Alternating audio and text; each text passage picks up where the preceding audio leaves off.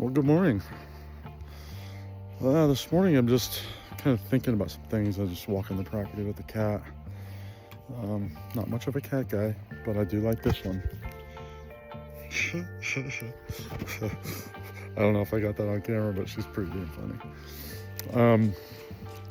So one of the things I've been thinking about have been addressed that keeps coming up, and I'm no stranger to it. I don't think really anybody is a stranger to it, and that is when we have somebody come in our life, and it's really anybody, and they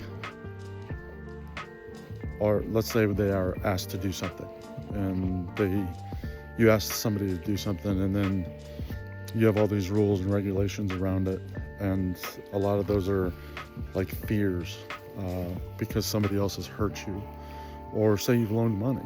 That's a good one. It's about ready to poke my other eye out. Say you loan money to somebody or help somebody out, and they hurt you in that process, and then somebody else comes along and it's a similar situation, and you become apprehensive and put up boundaries that instead of helping, they're hard boundaries that keep people out.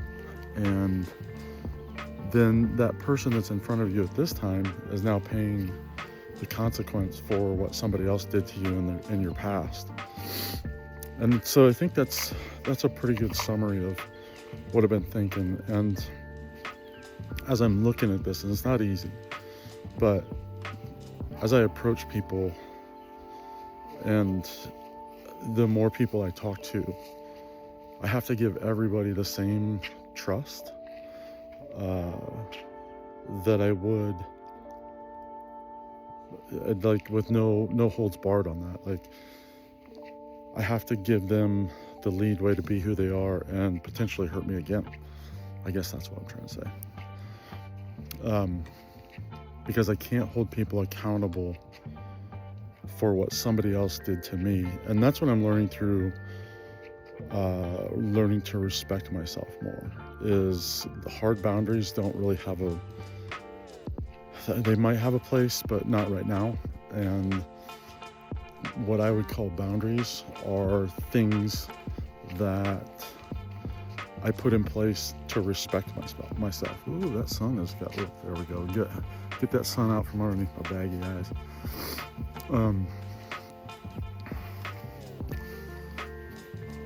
Wow, I forgot where I was going. Anyway, damn it. Got distracted by the crow's feet. But I think that's one of the things that is really presenting itself to me, is that's how I stay at peace with people, and at peace with myself, really, because that means I'm not holding on to something and holding somebody accountable that they haven't done yet. And that's a hard thing to do, because our past gives us it puts things in place to give us warning signs, and that if that's